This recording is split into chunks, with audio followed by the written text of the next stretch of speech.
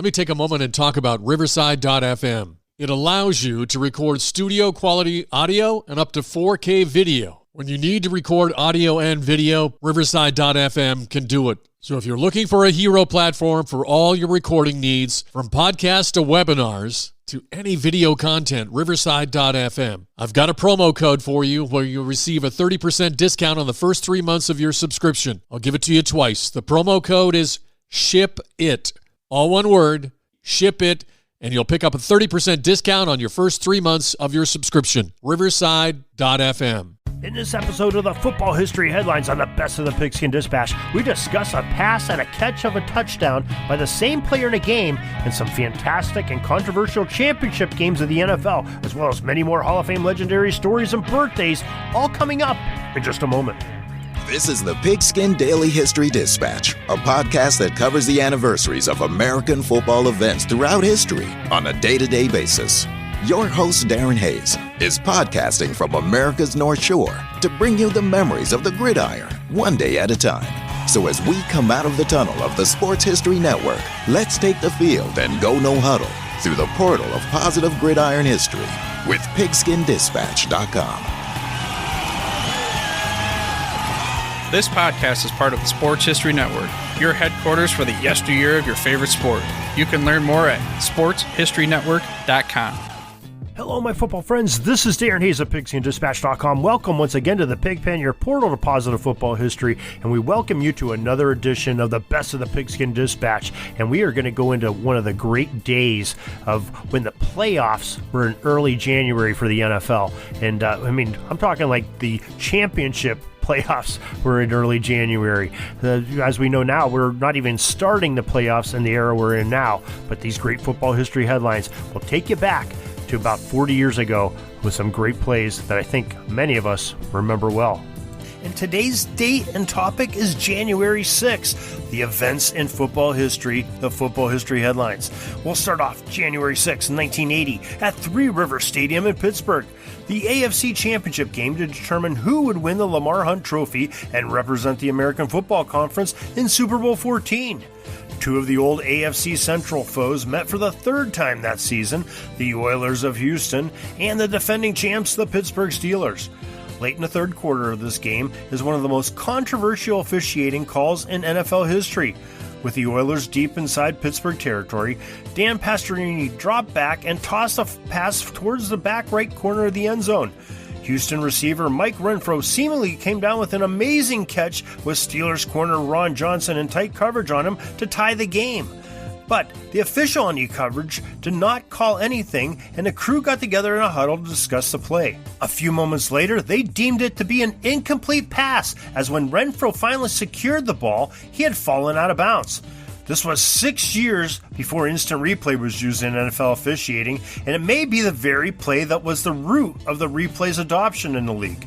The Oilers were forced to kick a field goal, and for the second straight year, the Pittsburgh Steelers beat the Houston Oilers 27-13 to advance to the big game.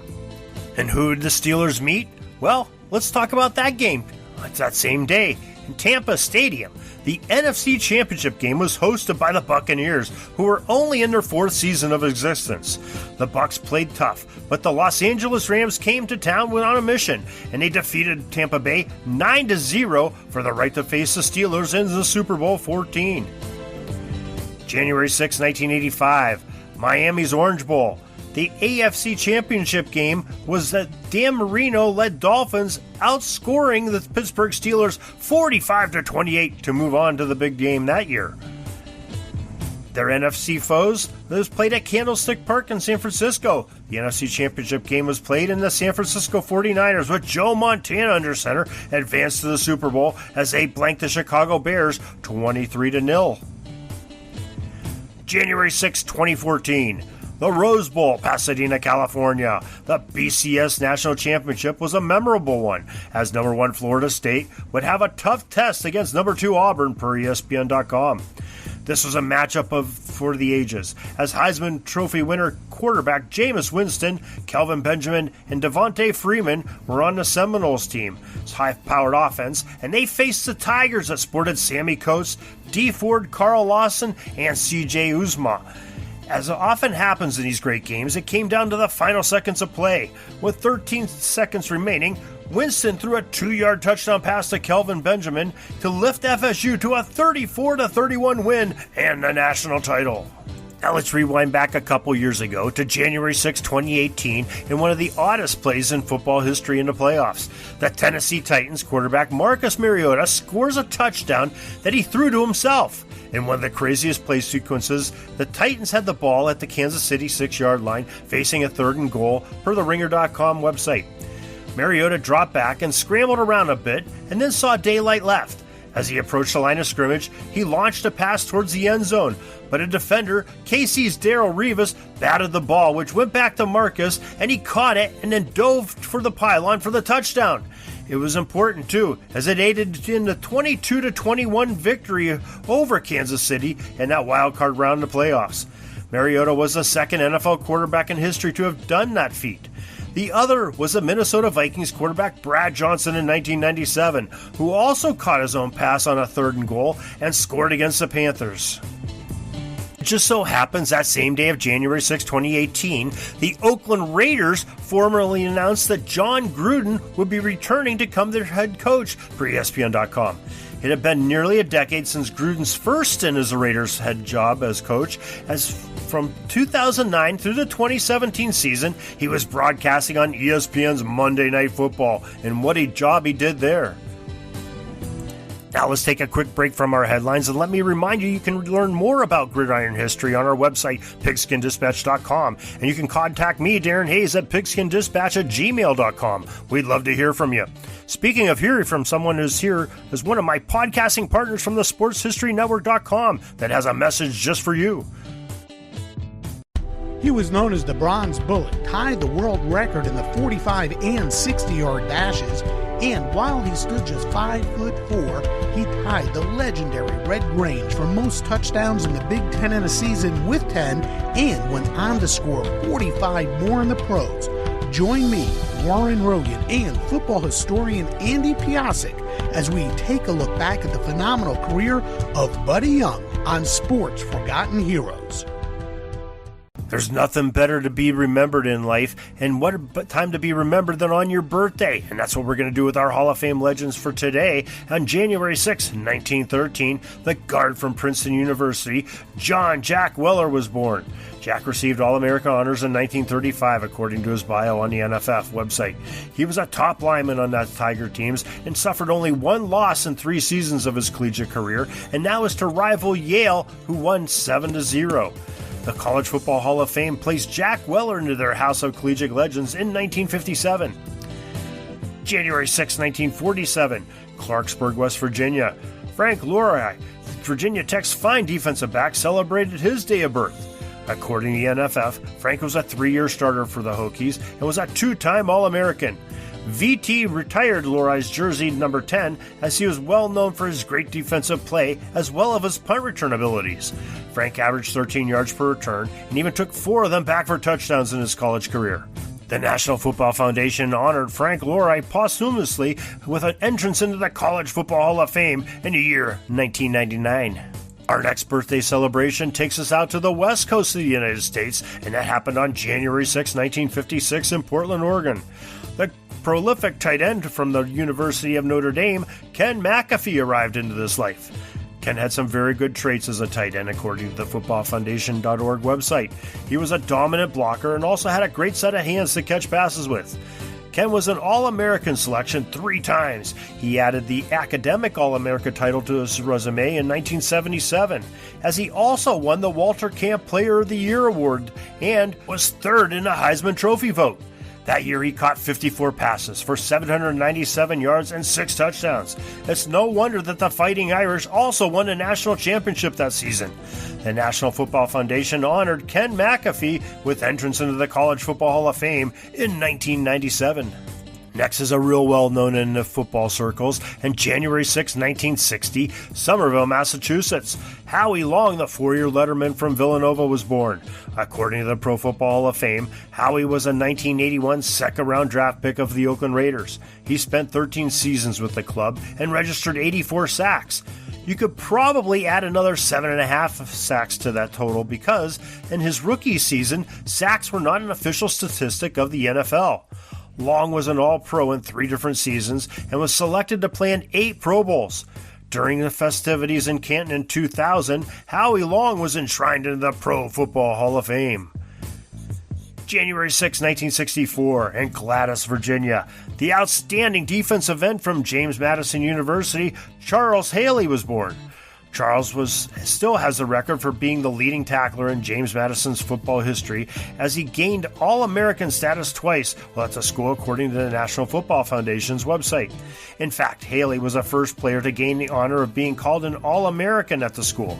Charles completed his collegiate career with 506 tackles, 3 interceptions, and 17 quarterback sacks. The NFL voters happily checked with boxes for Charles Bailey to gain entry into the College Football Hall of Fame in the year 2011. The San Francisco 49ers got quite a steal when they laid claim to Haley in the 4th round of the 1986 NFL Draft. Haley spent 12 seasons in the NFL with the Niners and the Dallas Cowboys, and he was the first player from James Madison to be drafted in the NFL, and also holds the distinction to be the first NFL player to win 5 Super Bowls. Charles Haley was enshrined into the Pro Football Hall of Fame in the year 2015. You'll want to make sure you join us back tomorrow for January 7th's football history headlines. And just a sneak peek, we're going to talk about the All-America team of Walter Camp and a little game that they used to call the NFL Playoff Bowl or the Runner-Up Bowl. We'll talk about these things tomorrow on your football history headlines, so to make sure you get in all the action as soon as it's released, hit the subscribe button that's on your podcast player. Or, if you want to, make sure when you get up in the morning, check us out at pigskindispatch.com and read the article and check the podcast there. Or you can see the podcast also at the sportshistorynetwork.com, where you can see this podcast and many other great sports history podcasts from very good hosts and great guests on some excellent sports history topics. So make sure you check one of those out, and we'll talk to you tomorrow. Peeking up at the clock, the time's running down. We're going to go into victory formation, take a knee, and let this baby run out. Thanks for joining us. We'll see you back tomorrow for the next podcast.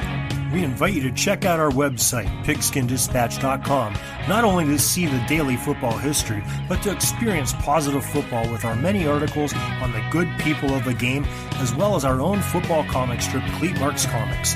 Pigskindispatch.com is also on social media outlets, Facebook, Twitter, Instagram, and don't forget the Pigskin Dispatch YouTube channel to get all of your positive football news and history. Special thanks to the talents of Mike and Jean Monroe, as well as Jason Neff for letting us use their music during our podcast.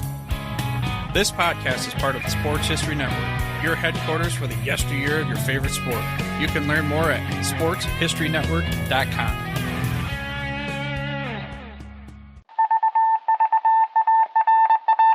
It was just another ordinary day in the offices of the Pittsburgh Guardian newspaper circa 1924. But for Marla Delft, assistant editor, everything was about to change. For she was about to discover the awesome attractiveness of Row 1 brand retro sports paraphernalia items thanks to Orville Mulligan, sports writer. And there it is. Wow, Orville, that's really the bee's knees. Isn't it just? A poster-sized replica of the actual 1909 World Series program cover. I can see that. But where did you get it? And where'd you get it framed? I ordered it from the Row 1 website, where over 6,000 items of sports memorabilia from the 1880s to the 1990s are available for reproduction, in multiple sizes and in several different materials, with over a dozen styles of frame to choose from for prints like this. Well, I'm sure Mr. Delft would love to put up more of these in the office. But I'm equally as sure they're beyond this newspaper's budget. Not at all, my dear Marla. See for yourself. Go to sportshistorynetwork.com/row1. sportshistorynetwork.com/row1. Oh my, these are good prices. Oh, and look at this stuff. Oklahoma-Nebraska football. college basketball art, Michael Jordan items. And so it retro was that sports Marla Delft advertisement discovered the flowers. splendiferous magic of Row 1 sports memorabilia, arts, and prints. You can too by visiting sportshistorynetwork.com/row1. That's ROW1 today for access to the full Row 1 catalog of gallery prints and gifts like t-shirts, long-sleeve shirts, telephone cases, coffee mugs, blankets, pillows, towels, and even shower curtains. Act today for 15% discount off all prints with coupon code SHN15 and 20% off all other items with coupon code SHN20 at checkout. And keep your dial locked to the Sports History Network for the exciting chronicles of the 1920 sports world in Orville Mulligan, Sports Writer. Coming soon. Are you having a hard time figuring out what to get Dad for Father's Day? You should check out Row 1 Brand's Vintage Pictorum Gallery. They have America's best sports art. With over 7,200 historic sports prints, you're assured to find something unique for Dad this Father's Day. Instead of a boring old tie, get him a historic baseball photo taken by Henry High Sandom at the historic Polo Grounds Stadium in New York City during the 1894 Temple Cup. Or, if he's an NFL buff, check out the 1963 vintage NFL poster. These are so good looking that you'll be amazed how they turn out. Shop now at sportshistorynetwork.com/row1 and save 15% off your order.